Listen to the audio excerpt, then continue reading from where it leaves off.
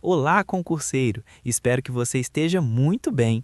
Neste bloco, nós vamos conversar sobre a intervenção do Estado sobre a propriedade privada, com foco na desapropriação, um tema central do direito administrativo e presença constante nas provas de concurso. Vamos começar com uma ideia importante. A Constituição garante o direito de propriedade, mas esse direito não é absoluto. Ele precisa cumprir uma função social. Isso significa que, em algumas situações, o interesse coletivo pode falar mais alto do que o interesse individual. É aí que entra a desapropriação. De forma simples, desapropriar é o Estado retirar um bem do particular e transferir esse bem para o poder público, de maneira definitiva, sempre seguindo a lei. A Constituição autoriza a desapropriação quando houver necessidade pública, utilidade pública ou interesse social. E aqui vale uma pausa para você refletir. Já reparou como muitas obras públicas exigem espaço físico específico? Um hospital, uma escola, uma estrada, uma linha de metrô?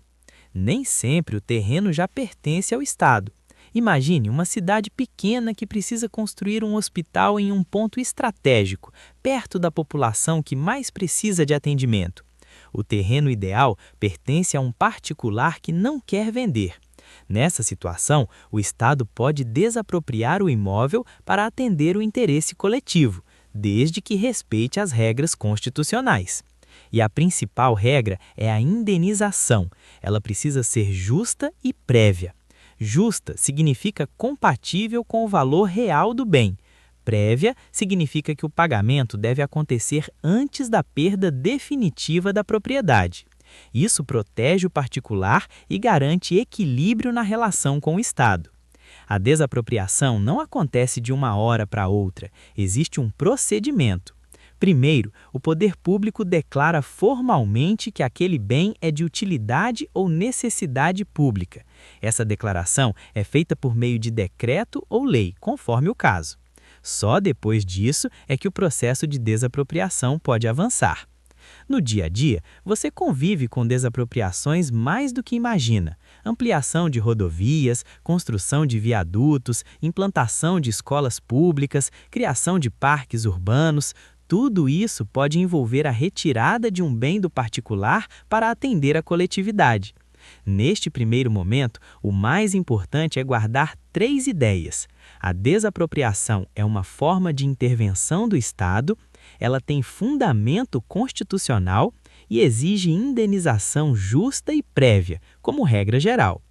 Agora, nós vamos aprofundar esse assunto, falando das espécies de desapropriação e das exceções que costumam confundir muitos candidatos.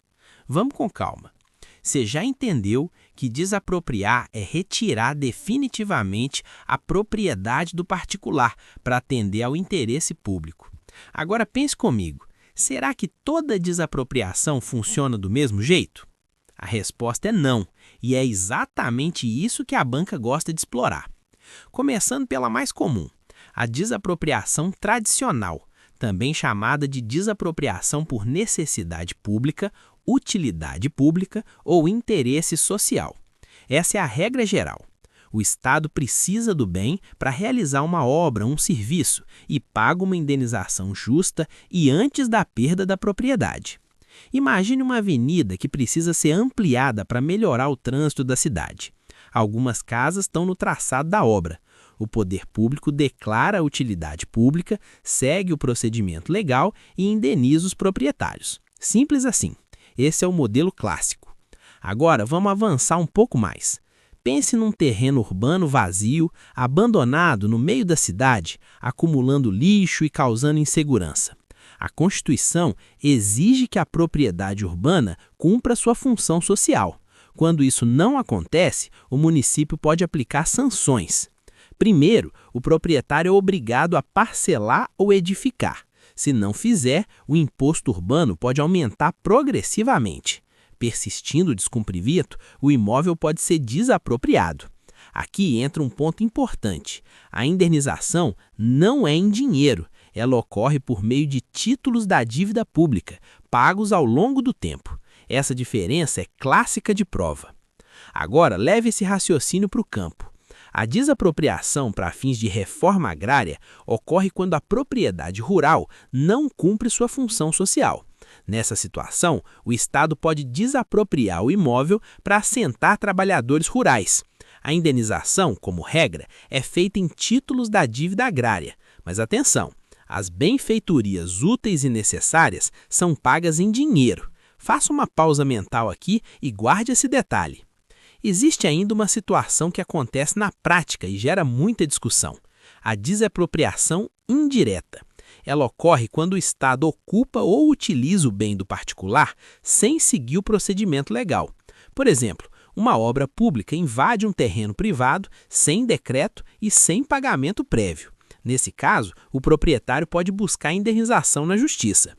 E agora um ponto final importante: existem hipóteses em que não há indenização. A Constituição prevê a expropriação nos casos de cultivo ilegal de plantas entorpecentes ou de exploração de trabalho escravo. Nesses casos, o imóvel é destinado a fins sociais, sem qualquer pagamento ao proprietário. No dia a dia, isso mostra que a propriedade não é apenas um direito, ela traz deveres: cumprir a função social, respeitar a lei e atender ao interesse coletivo quando exigido. Se você guardar essas diferenças, já sai na frente na prova. Agora, nós vamos aprofundar esse assunto, falando das espécies de desapropriação e das exceções que costumam confundir muitos candidatos. Vamos com calma. Você já entendeu que desapropriar é retirar definitivamente a propriedade do particular para atender ao interesse público. Agora pense comigo. Será que toda desapropriação funciona do mesmo jeito? A resposta é não, e é exatamente isso que a banca gosta de explorar. Começando pela mais comum, a desapropriação tradicional, também chamada de desapropriação por necessidade pública, utilidade pública ou interesse social. Essa é a regra geral. O Estado precisa do bem para realizar uma obra, um serviço, e paga uma indenização justa e antes da perda da propriedade. Imagine uma avenida que precisa ser ampliada para melhorar o trânsito da cidade. Algumas casas estão no traçado da obra. O poder público declara a utilidade pública, segue o procedimento legal e indeniza os proprietários. Simples assim. Esse é o modelo clássico. Agora, vamos avançar um pouco mais. Pense num terreno urbano vazio, abandonado no meio da cidade, acumulando lixo e causando insegurança. A Constituição exige que a propriedade urbana cumpra sua função social. Quando isso não acontece, o município pode aplicar sanções. Primeiro, o proprietário é obrigado a parcelar ou edificar. Se não fizer, o imposto urbano pode aumentar progressivamente. Persistindo o descumprimento, o imóvel pode ser desapropriado. Aqui entra um ponto importante: a indenização não é em dinheiro, ela ocorre por meio de títulos da dívida pública, pagos ao longo do tempo. Essa diferença é clássica de prova. Agora, leve esse raciocínio para o campo. A desapropriação para fins de reforma agrária ocorre quando a propriedade rural não cumpre sua função social. Nessa situação, o Estado pode desapropriar o imóvel para assentar trabalhadores rurais. A indenização, como regra, é feita em títulos da dívida agrária. Mas atenção, as benfeitorias úteis e necessárias são pagas em dinheiro. Faça uma pausa mental aqui e guarde esse detalhe. Existe ainda uma situação que acontece na prática e gera muita discussão: a desapropriação indireta. Ela ocorre quando o Estado ocupa ou utiliza o bem do particular sem seguir o procedimento legal. Por exemplo, uma obra pública invade um terreno privado sem decreto e sem pagamento prévio. Nesse caso, o proprietário pode buscar indenização na justiça. E agora um ponto final importante: existem hipóteses em que não há indenização. A Constituição prevê a expropriação nos casos de cultivo ilegal de plantas entorpecentes ou de exploração de trabalho escravo. Nesses casos, o imóvel é destinado a fins sociais, sem qualquer pagamento ao proprietário. No dia a dia, isso mostra que a propriedade não é apenas um direito, ela traz deveres: cumprir a função social, respeitar a lei e atender ao interesse coletivo quando exigido. Se você guardar essas diferenças, já sai na frente na prova.